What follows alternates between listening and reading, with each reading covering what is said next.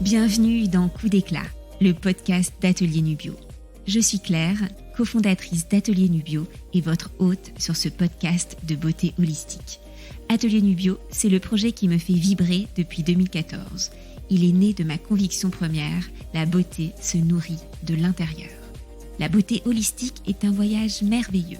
Ma mission sur Terre est de vous donner envie d'y embarquer. Avec ce podcast Coup d'éclat, on veut nourrir votre peau, votre imaginaire, votre curiosité, votre joie. On veut vous donner envie d'explorer votre propre chemin, d'être autonome, d'être l'aventurière bienveillante de votre beauté et vitalité à travers les saisons et les âges. Aujourd'hui, je suis ravie d'inviter Charlotte, fondatrice de l'hôtel Oi, un super lieu à Paris où vibrent restaurant, yoga, thérapie énergétique, soins, fleuristes et bien sûr des chambres intimistes. Le coup d'éclat de Charlotte a eu lieu en 2016. Après 2 ans intenses de travail à l'ouverture de son bar à Montmartre, Charlotte fait sa première crise de panique. Sa gorge est comme bloquée. Elle a du mal à respirer. Ses pas l'amènent, un peu par hasard, sur un tapis de yoga et pour la première fois de sa vie. Elle porte une attention sur son corps et retrouve le souffle. Elle s'embarque dans une exploration insatiable du yoga et des thérapies énergétiques. Elle en fait la raison d'être de son hôtel Oi. Tout d'abord, bienvenue à Coup d'éclat. On est dans la petite relax room d'Atelier Nubio, dans les coulisses, autour d'un jus. Là, on est avec un Blue Tonic, un jus bleu, frais, avec des légumes détox et de la phycocyanine. Donc Charlotte, la première question rituelle de Coup d'éclat, c'est est-ce que tu pourrais nous dire quelle est ta mission sur Terre ? Bien sûr. Alors je pense que ma mission sur Terre est de j'ai pas envie de dire venir en aide parce que ça paraît, j'ai l'impression de parler avec mes thérapeutes, mais c'est d'être capable de retranscrire des choses qui peuvent paraître ésotériques, un peu inaccessibles, et de réussir à les retransposer dans quelque chose d'accessible et donner envie aux gens de s'écouter plus, d'être plus à l'écoute. En fait, venir vraiment en aide aux gens, ou en tout cas amener un peu ma vision de ce que je pense est le bien-être et de ce que je pense peut faire du bien aux gens. Vraiment les conseiller et être capable d'apporter peut-être une autre vision et une autre possibilité de vie, de vivre avec soi, de vivre en écoute avec son corps, et ouais, d'être capable de retranscrire tout ça et de le proposer de manière accessible. Leur donner envie d'explorer. Oui, leur donner envie d'explorer. Génial, comme toi tu l'as fait pendant toutes ces années. Donc Charlotte, j'aimerais que tu nous racontes qu'est-ce qui s'est passé à ce moment-là, quand tu lances ce bar à vin, que tu commences ta vie professionnelle, parce que tu l'as lancé juste après avoir terminé tes études, cette prise de conscience qui a emmené en cascade plein de changements dans ta vie. Alors oui, donc c'est vrai que j'ai fini mon école hôtelière en 2015 et tout de suite après, j'ai ouvert un bar à vin qui était en fait attenant. C'était un local qui était disponible, qui était juste à côté d'un des hôtels qui appartenait à ma famille. Et on a eu la chance, en fait, de voir ce local se libérer tout de suite après la fin de mes études. Et donc, à l'époque, je finis une école hôtelière, donc j'aime le vin, j'aime la bonne nourriture. Je fais du sport, mais plutôt du HIIT. Je fais plutôt de la boxe, plutôt de la course, donc des sports assez, on va dire, assez dynamiques. Et en fait, donc je décide d'ouvrir ce bar à vin que j'appelle Gisou parce que ma grand-mère s'appelait Gisèle et que elle, c'est un peu la première hôtelière dans la famille et la première restauratrice. Et donc je l'appelle Gisou un peu en sa mémoire parce qu'elle est décédée dans les premières années où j'ai commencé mon école hôtelière et j'étais très proche d'elle. Donc elle s'appelait Gisèle, mais tout le monde l'appelait Gisou. Et le concept de ce bar, c'était, et je le raconte parce que c'est vous dire à quel point on faisait quand même bien la fête dans ce bar, c'était donc le premier étage, c'était un bar à vin avec des choses simples et faciles à partager, planches de légumes, charcuterie, fromage. J'adore la nourriture, mais je suis très mauvaise cuisinière. Des vins, des cocktails, et au sous-sol, une pièce où on fait plutôt la fête avec un fumoir. C'était ultra important parce que dans ma famille, ma grand-mère était une énorme, enfin, elle fumait beaucoup, ma mère aussi, mes sœurs, enfin on est vraiment une famille globalement de bons vivants, on aime bien manger. Aussi à l'époque. Et moi aussi, surtout après 4 ans d'école hôtelière où clairement c'était venu étoffer mes connaissances en vin et en bonne nourriture. Et donc j'ouvre ce bar tout de suite après, c'est-à-dire je finis l'école au mois de juin, au mois de septembre on commence les travaux et j'ouvre mon bar au mois de mars. Et là commence un peu mon expérience de commerçante plus que entrepreneuriale, je dirais. Et j'adore, je me connecte, mais c'est vrai que je me fais emporter assez rapidement dans cette vague de services, c'est-à-dire il faut gérer beaucoup de choses à la fois. T'as finalement peu de temps pour toi, c'est beaucoup dans rembourser les emprunts, faire rentrer de l'argent, commencer à faire des clients. Et c'est vrai que déjà ouvrir ce bar à vin, c'était vraiment me sortir de ma zone de confort, dans le sens où j'ai toujours été dans le commerce, j'ai toujours beaucoup aimé organiser des fêtes, des soirées, ou en tout cas y aller, j'ai toujours fait partie de la fête. Mais ouvrir son bar, c'est un peu comme organiser son anniversaire et attendre que les gens arrivent, mais personne ne vient. Parce que c'est vraiment ouvrir, tu t'es préparé, t'as tout mis en place, le chef est là, le staff est là, tout le monde est là, et puis d'un coup t'ouvres et là t'attends le client. Et je me souviens déjà à l'époque, maintenant avec beaucoup de recul, je me souviens que c'était vraiment un truc qui me stressait parce que en fait rien que d'en parler ça donne chaud, parce qu'en fait tu te confrontes vraiment à est-ce que les gens vont aimer, est-ce que les gens vont venir, est-ce que les gens vont adhérer, et en tant qu'entrepreneur mais aussi en tant que personne, tu t'identifies beaucoup à ce que tu fais. C'est-à-dire pour moi mon bar c'était moi. Et donc je me disais si mon bar se remplit pas, ça veut dire que je suis nulle quoi, et que personne ne va m'aimer et que je vais pas y arriver, mais de manière ultra inconsciente, rejet complet. Et donc du coup pour ça tu fais quoi? Évidemment, c'est aussi dans ce stress que naît un peu cette énergie de pas trop réfléchir mais plutôt agir. Donc je me souviens inviter des copines, être dehors, mais vraiment passer des soirées avec le bar vide quoi. Quand finalement, long story short, ça commence un peu à prendre, tout va bien, et là commence une série de grosses stuff. Le bar se remplit, franchement et puis finalement je sens quand même un peu une paix de me dire finalement tout ce travail on arrive quand même à ce que le bar fonctionne bien. 7 jours sur 7. C'était 5 jours sur 7, donc je commence à monter mon équipe, mais c'était vraiment, j'y étais de 9h du matin à 3h du soir quoi, à 3h du matin. Enfin, vraiment je rentrais, je dormais, parfois je dormais même dans le bar. On était avec mon staff, on n'avait plus le temps, on faisait en plus ça à l'époque le ménage, enfin c'était vraiment do it yourself de A à Z quoi. C'est quasiment moi qui coupais les concombres, je servais le vin, tu faisais les cocktails, et on avait une petite team, j'avais 2-3 serveurs qui étaient avec moi. Et voilà, donc je rencontre je me fais une grosse bande de copains parce que c'est un bar à Montmartre, et c'est vrai qu'on sort beaucoup. Donc tu sors, tu dors peu, et au bout de 2 ans et demi à peu près de service, d'être vraiment full dedans, mes parents viennent un peu à ma rescousse en mode Chachou, là ça fait 2 ans et demi, il faut peut-être que tu te détaches un peu, on voit quand même que tu sors beaucoup. Et c'est vrai, je me souviens me prendre quand même des gros coups de fatigue, mais une fois que t'es relancé, 18h, 19h, t'as servi les 2-3 premiers cocktails, tu te prends un peu l'énergie des gens qui arrivent, du coup t'es relancé, et du coup tu repars. Et puis t'es assez jeune, parce que comme tu l'as monté juste après l'école... Oui, 21 ans, 22 ans. À 21 ans, on peut faire la fête. En plus de ça, à 21 ans, 22 ans, t'as vraiment une énergie. Il y a pas de limite. Complètement. Et donc voilà, donc 2-3 ans après, mes parents me mettent un peu le haut là en me disant écoute, peut-être ferme pour une fois un été, ça va te faire du bien.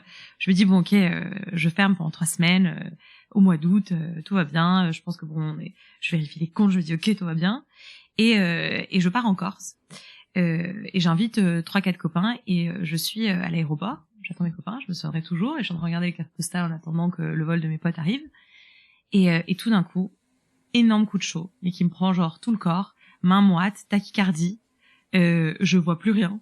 Et je me souviens, je suis avec mon copain à l'époque et je lui tiens la main, il me dit ça va, t'as pas l'air bien. Je lui dis non, ça va pas, trop bizarre. Je dis et en fait à la fois j'ai peur de dire je sens que je suis en train de mourir parce que je me dis j'ai pas envie de l'inquiéter, et puis à la fois t'as pas trop envie de le verbaliser parce que sinon ça veut dire que c'est vraiment en train d'arriver. Donc du coup je me souviens être juste un peu mal, et je dis non mais et puis mes caddies me défendent, non mais j'ai juste besoin d'aller prendre l'air, ça va aller, etc. Et en fait c'est ce sentiment un peu de plus, c'est comme si ma gorge s'était refermée tout d'un coup, main moite, tachycardie, et en fait je suis restée dans cet état de comme de stress corporel pendant au moins 3 mois. C'est-à-dire à partir de là, même quand j'essayais de respirer, même quand j'essayais d'aller bien, je me réveillais tous les matins comme avec une espèce d'angoisse profonde, et parfois dans la journée ça passait, parfois ça revenait encore plus fort. Moi, en plus de ça, je suis quand même avec 15 copains qui arrivent à la maison, donc il faut quand même que je sois efficiente et que je les accueille, que je fasse à manger, que je sois une bonne hôte, quoi. Comme si j'avais vraiment un truc dans la gorge, genre 2 trucs qui étaient bloqués, et je n'arrivais pas à même manger, c'était compliqué. Parce que je me dis, si je mange et qu'en même temps, j'arrive pas à respirer, horrible. Et à la fois, j'ose en parler avec personne. Donc vraiment, pourtant en vacances, parce que là, le moment où t'aurais dû te détendre. En fait, justement, je pense que c'est parce que pour la première fois en 2 ans et demi, je me suis autorisée un peu à me dire, tu relâches, le bar est fermé, finalement personne ne va t'appeler pour te dire que l'alarme incendie s'est déclenchée, que la livraison de vin n'est pas arrivée, que t'as oublié une réservation de 40 personnes qui vient de débarquer, et donc en fait je pense que mon corps, après avoir lâché ce stress un peu de se dire bon il y a plus rien, je pense que toute l'accumulation de tout le stress, de tous ces petits micro-messages que mon corps m'a envoyés tout au long des 2 ans et demi en mode fatigue, ne stresse pas pour ça, ça sert à rien, et toutes ces choses un peu que j'avais accumulées sont vraiment venues m'envahir, mais par vagues, et pendant longtemps, quoi. Et donc, moi, je fume depuis que j'ai 16 ans, et je me souviens, je sais pas, peut-être 10 jours après, je me dis, je n'arrive plus à manger, je ne peux même plus fumer, donc je me dis, non, mais en plus de ça, je commence à me dire, si je meurs, en plus de ça, je me rajoute la cigarette, bref, en plus, je commence à me psychoter. Parce qu'en fait, t'as le corps, et ensuite t'as ta tête, qui au début se dit non, ça va passer, et puis en fait, ça passe pas. Donc en fait, tu commences à te psychoter, à te boycotter, et en fait, cet été-là, j'arrête de fumer, genre du jour au lendemain, et je ne dis rien à personne, parce que j'avais pas envie de rajouter, ni de voler la vedette à personne, donc je me dis, bon, je vais juste arrêter de fumer, et tous mes copains, en plus de ça, bon, finalement, tu réalises que, comme tout le monde fume, et que tu préviens personne, personne ne te remarque vraiment. Donc du coup, j'arrête de fumer cet été-là. Évidemment, alcool très léger, parce que tu te dis, l'alcool, le lendemain, tu te réveilles, t'as encore pire, gueule de bois, plus pas pouvoir respirer, plus main moite, plus tachycardie. Ça rajoute de l'angoisse. Horrible. Et donc, je passe 1 mois, 2 mois, 3 mois, bon, finalement, j'arrête de fumer.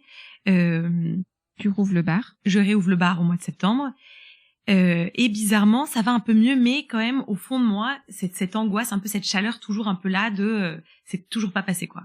Et ma mère me dit à l'époque, écoute chérie, c'est pas possible, enfin moi ça m'est jamais arrivé de ma vie, faut que tu te détendes, enfin c'est quoi ces maladies de la nouvelle génération, vous savez plus quoi inventer, quasiment après le gluten, les crises d'angoisse, ma mère qui est très terre à terre et qui est plutôt une bonne vivante et qui se pose pas de questions, enfin je sais pas si très connectée ou peu à son corps, en tout cas ça lui est jamais arrivé.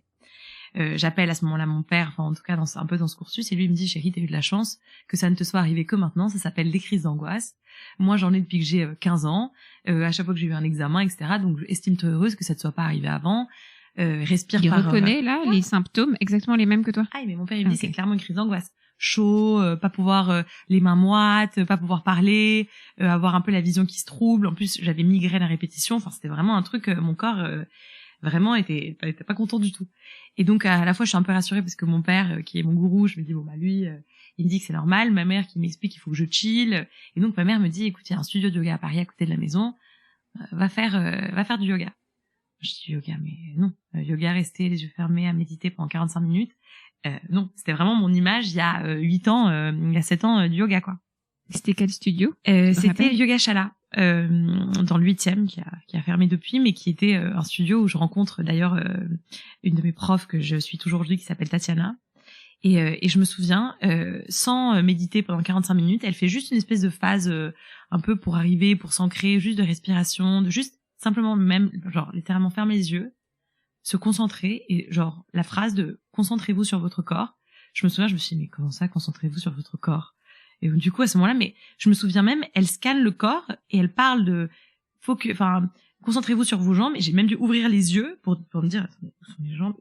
Tellement j'étais dans un moment de déconnexion totale avec mon corps. Et en fait, après ce premier cours, je sors de là, et sans même réaliser, c'est-à-dire je sors, je suis trop contente, je me sens ultra libérée, etc. Et je réalise qu'en fait, ma gorge, pour la première fois en 3 mois, c'était ouvert.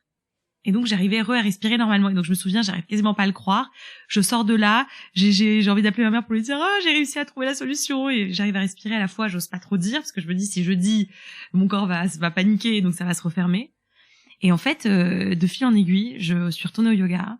C'était du vinyasa? C'était du yoga vinyasa. C'était Tatiana Bourru-Avila? Exactement. Parce que là, c'est pas non plus du yin yoga, non, mais quand même au début, arrivé, c'est-à-dire pour moi, même ce tout petit truc que je faisais, que j'avais jamais fait, à la fois j'aimais bien parce qu'effectivement c'est sportif, c'est créatif, donc ça me rappelait ma gym quand j'étais petite. Mais à la fois, en effet tonique, mais avec une super énergie. Génial. À côté de ça, je commence aussi à faire d'autres cours avec d'autres profs, Fred Begbédé, qui est plutôt beaucoup plus, tu vois, Ashtanghi. Enfin, tu vois, il y avait plusieurs profs, des profs qui chantaient à la fin. Tu commences à faire ton home. Tout d'un coup, tu commences à faire des respirations alternées. Et en fait, je saurais même pas comment expliquer. Je me retrouvais quasiment un jour sur 2 sur ce tapis. Donc mon bar dans le 18e, le studio dans le 8e, moi j'habitais dans le 16e, donc j'en profitais à chaque fois pour aller faire un petit coin finalement. Après chaque service au Gisou, je faisais faire des respirations à mon staff. Quand j'arrivais, je leur faisais faire des salutations au soleil parce que évidemment tout le monde a mal au dos. Et tu vois, de manière ultra intuitive, je me suis dit mais en fait ouais, si ça me fait du bien, j'ai envie de partager quoi. Et c'est dingue, tu l'as intégré direct dans ton management, alors que c'était un truc qui était un peu tombé dessus, parce que Gisèle et ta mère t'ont plutôt inspiré le truc de la fête, bon vivant, et puis t'avais cette grosse pression, parce que c'est très mental, parce que comme t'es un peu cette histoire d'héritage. Complètement. En plus, t'as de la chance, parce que t'as des parents, globalement, qui sont dans l'hôtellerie, dans la restauration, donc t'as encore moins le droit de te tromper. Donc, tu vois, il y avait une pression un peu de tout, et c'est vrai que on t'apprend, même si j'ai fait une école hôtelière, pas vraiment à être manager ou à être leader ou à fédérer des équipes. Tu vois, c'est vraiment un truc que je trouve t'apprends un peu sur le tas. Et c'est compliqué d'être en plus de fédérer et d'être leader quand t'as 22 ans, que globalement ton seul travail que t'as fait avant c'était ton premier stage à l'école hôtelière et que tu travailles qu'avec des gens plus vieux, qu'avec des gens avec plus d'expérience. Donc à la fois il faut beaucoup d'humilité, à la fois il faut quand même que t'aies l'air un peu d'une femme forte, genre tu sais mais tu sais pas. Mais alors ton équipe, elle a adopté la respiration alternée.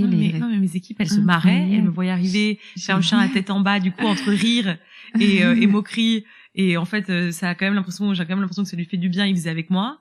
Puis à la fin, on faisait de l'acro-yoga en bas dans le sous-sol. Enfin, franchement, c'est devenu... T'as remplacé le fumoir par l'acro-yoga. Quasiment, vraiment.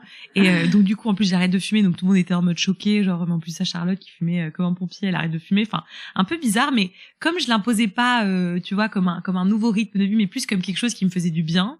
Du coup, plutôt que de l'imposer aux gens, les gens ils se disaient bon si j'ai envie de je vais le faire avec elle, ça va peut-être me faire marrer. Enfin, tu vois, donc c'est un peu arrivé comme ça.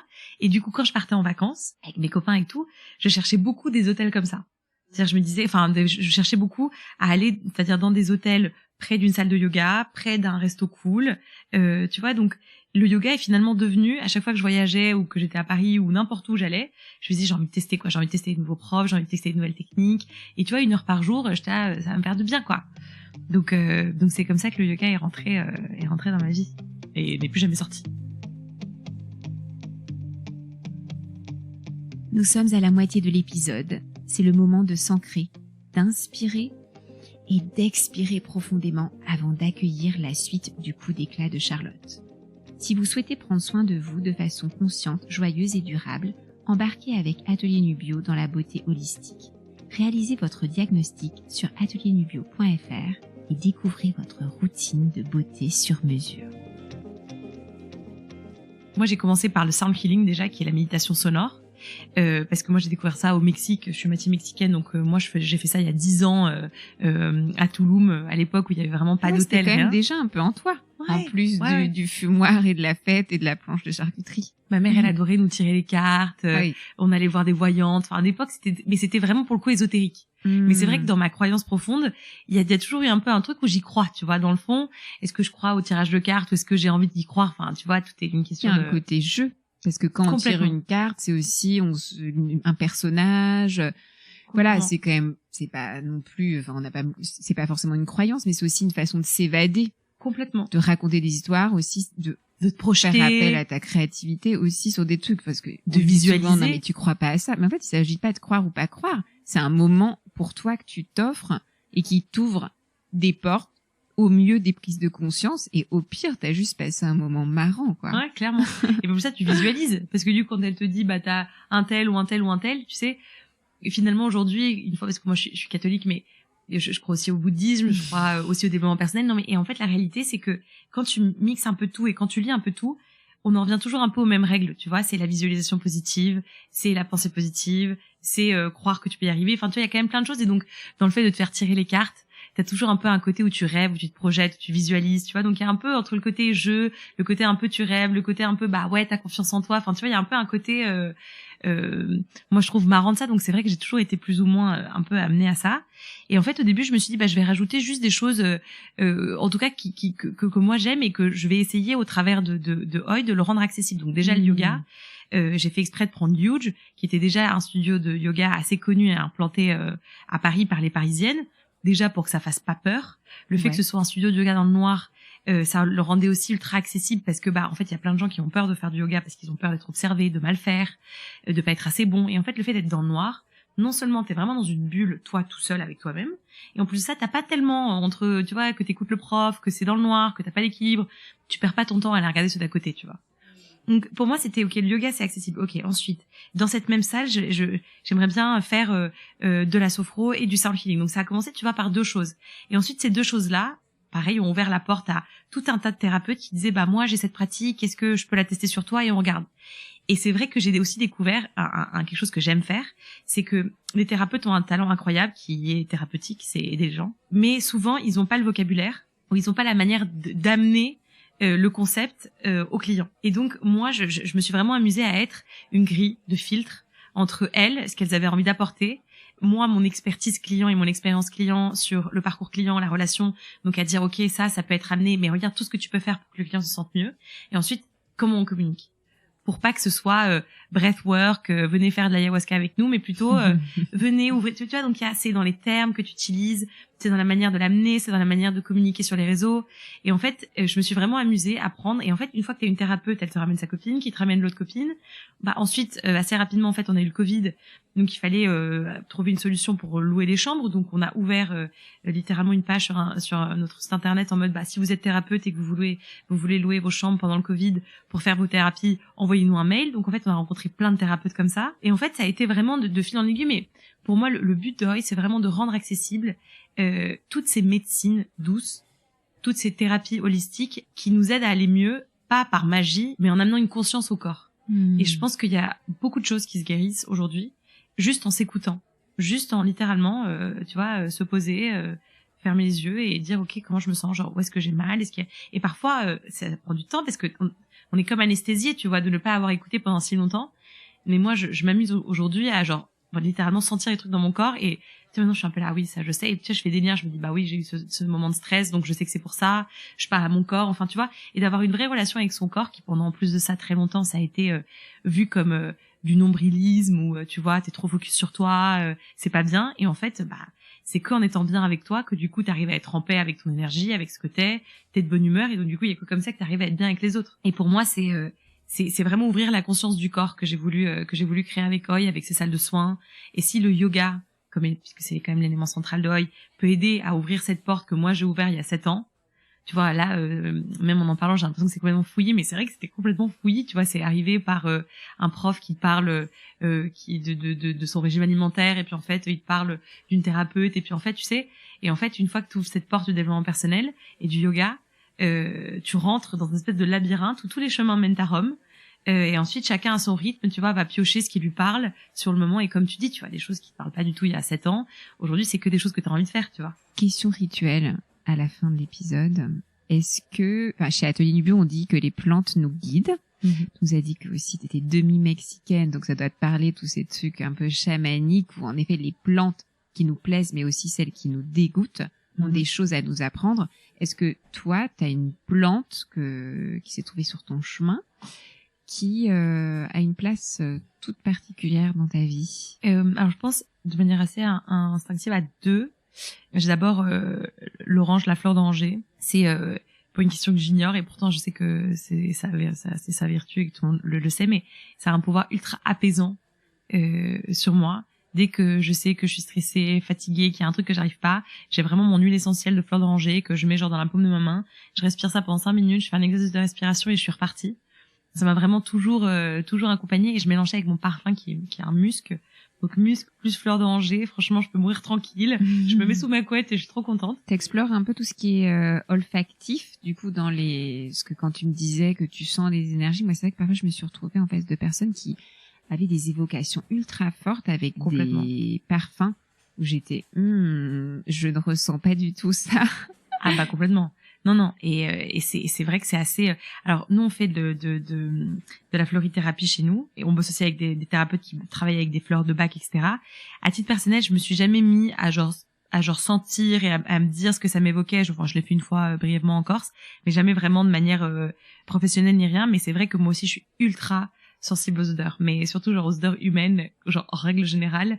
Tu vois, quand tu vas être avec une personne, l'odeur, tu sais si tu la sens ou si tu la sens pas. Je trouve que c'est aussi une manière de bien lire les gens. après c'est parce qu'une personne sent pas bon pour toi qu'il faut pas que tu sois bien avec elle ni rien, mais c'est vrai que ça développe ce truc en plus quoi. Bah c'est le sens qui est le plus de mémoire. Ce qu'on dit que en fait le goût, c'est impossible que Proust ait cette réminiscence du goût. C'est sans doute lié à l'odeur en fait qui est un des sens qui aurait la plus grande mémoire. T'as raison. Et d'ailleurs ça me fait penser que quand ma mamie donc Gisèle meurt quand je fais l'école hôtelière, pendant quasiment 15 jours ou 20 jours, en plein milieu, mais tu vois, c'était complètement illogique, en plein milieu de mon campus, je me mettais à sentir son odeur. Et comme si elle était genre à côté de moi, tu vois. Et du coup, je me retournais, j'étais, mais mon Dieu, mais cette odeur vient d'où, tu vois? J'ai perdu mon papy il y a pas longtemps, il m'est arrivé la même chose. Donc il y a un truc avec les odeurs, tu vois, très fortes que moi. Et le souvenir. Et le souvenir, ouais. Mais tu vois, sentir vraiment, j'étais, mais c'est pas possible, enfin. Je me mettais à regarder, je me disais, pourtant, ce n'est pas, j'ai pas le pull de mon grand-père, j'ai pas le truc, tu vois. Je passe ma journée à me sentir les cheveux, enfin, tu vois. Si, il y a quand même un peu un truc, mais bon, en tout cas, la fleur d'oranger, c'est une odeur que moi j'adore, que je pourrais mettre matin, midi, soir. Et chez Oi, on met beaucoup, mais comme toi ici, quand on est arrivé, beaucoup de Palo Santo et de sauge. Pour moi, c'est vraiment, et je le sens énergétiquement, même quand tu vois, on sent qu'il y a un moment un peu tendu au restaurant, ou un moment où tu vois, je sens que tout le monde est un peu sur les nerfs. Petit coup de Palo Santo, mais maintenant c'est que c'en est même devenu une blague. C'est genre tout le monde se regarde Palo Santo, sauge, oui, ok tout le monde. Et puis on s'en fait des blagues, tu vois, on vient et on se vaporise de sauge, Palo Santo. Et tu vois, on en rigole, mais si ça fonctionnait pas, tout le monde aurait eu marre au bout de 5 minutes de cette blague. Et en fait, comme tout le monde sent vraiment que ça apaise les énergies, plus ça fait bouger les énergies, c'est un must dans chez nous, c'est tous les matins, on allume nos petites bâtons de copal qu'on fait venir du Mexique ou de Palo Santo ou de n'importe quoi. Et le soir aussi, c'est un peu un rituel où tous et on est là et moi j'invite vraiment les gens qui bossent avec moi à en être conscients quoi. C'était le premier, tu vas l'allumer, tu vas vraiment faire partir l'énergie le matin. Génial. Et quand j'ai des gens qui sont pas yogis ou pas dans tout ça, ils me regardent avec des yeux genre, mais t'es sérieuse? Et je suis là. Nous allons faire le rituel ensemble. Et souvent, c'est les gens en 2 semaines, c'est eux qui allument le truc, ils sont hyper à fond. Mais on a oublié de l'allumer ce soir. Genre, il faut nettoyer les énergies de la journée. Oui, je te jure. Et même quand nos femmes de ménage nettoient les chambres, c'est typiquement un truc qu'on fait. C'est petit Palo Santo à la fin, petit coup de sauge.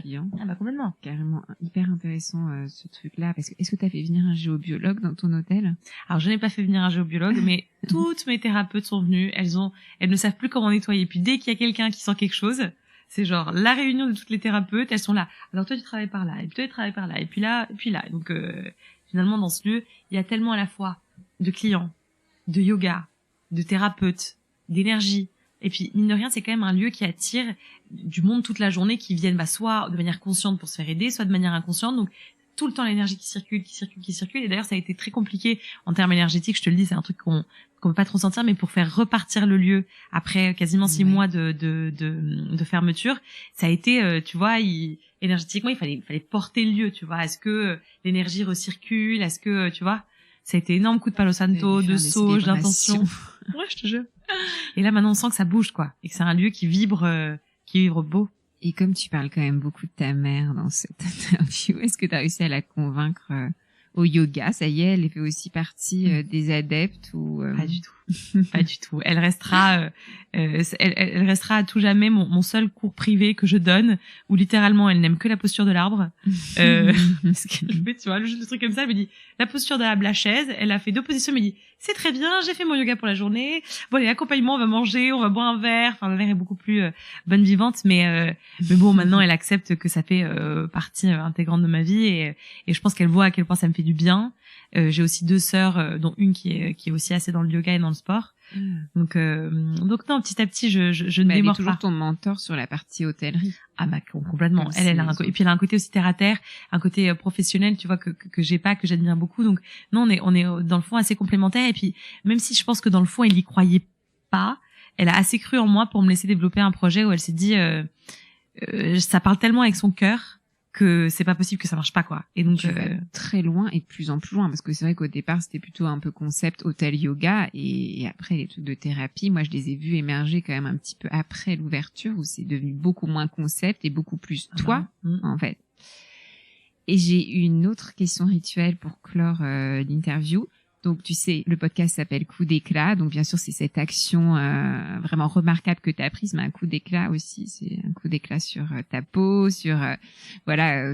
Est-ce que tu pourrais partager à ceux et celles qui nous écoutent une petite pratique, voilà, un petit homework à faire pour réveiller ton teint, ton éclat rayonné? Alors quelque chose que je fais beaucoup et qui m'a en plus de ça beaucoup aidé pendant le Covid, parce que mon père, qui est aussi un gourou, j'en ai une famille assez proche, m'a donné un post-it qui est quelque chose de ultra simple qu'on peut tous faire et qui vraiment donne qui te donne un vrai coup d'éclat sur la peau, et qui en plus de ça, c'est, si tu ne sais pas méditer, c'est vraiment tes 5 minutes pour toi parce que tu ne peux rien faire d'autre. C'est les inhalations. Tu fais bouillir de l'eau. À l'intérieur, tu peux mettre soit une petite huile essentielle, fleur d'oranger, avec un peu de citron et du gingembre. Tu fais bouillir, tu mets ça dans une casserole, tu te poses sur ta table, tu mets ta serviette de bain sur toi, et tu restes 5 minutes et tu respires.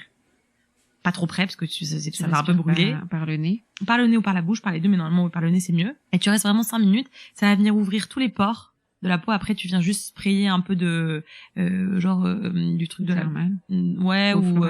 de l'eau florale, tu vois, et tu restes, tu te poses, et ensuite au bout de 5-6 minutes tu peux appliquer ta crème. Mais pour moi ça a été je me souviens, je l'ai fait tout le Covid parce que mon père était persuadé que ça retirait tous les microbes du Covid dans le nez. Donc moi j'étais je le faisais déjà avant, je vais encore plus le faire maintenant. Et donc pendant le Covid je faisais ça tous les jours. Mais là maintenant je fais ça, tu vois, dès que je sens que je sais pas, beaucoup de pollution à Paris, ou que tu vois, je sais pas, même maintenant avec les crèmes solaires, tu vois, ça te fait un peu des petits boutons blancs. Les enlever. Exactement. Ouais. Le fait de, tu vois, toujours ouvrir les pores, et de, tu vois, ça vient un peu régénérer ça, et puis un petit masque à l'argile rose ou à l'argile verte, tu vois, une fois de temps en temps.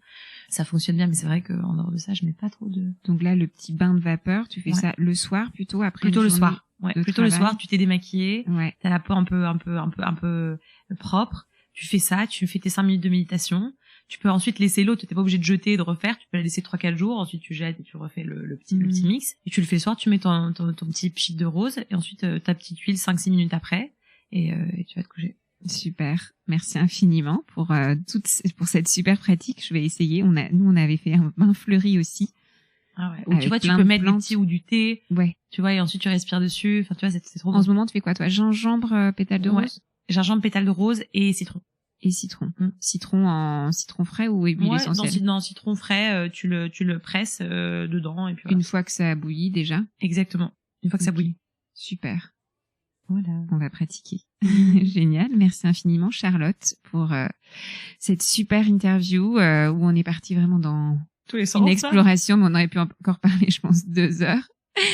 Et rendez-vous à l'Hôtel Oy, soit chez le Fleury, soit à la Messa. On n'en a pas trop parlé, mais génial restaurant, vraiment une évasion gustative. Et le studio de yoga et les pratiques et le studio de méditation. Et le studio de méditation, justement. Et les salles de soins. Il y a plein de choses dans cet hôtel. Il y a trop de choses. Alors rendez-vous sur le site. Exactement. Génial. Merci beaucoup.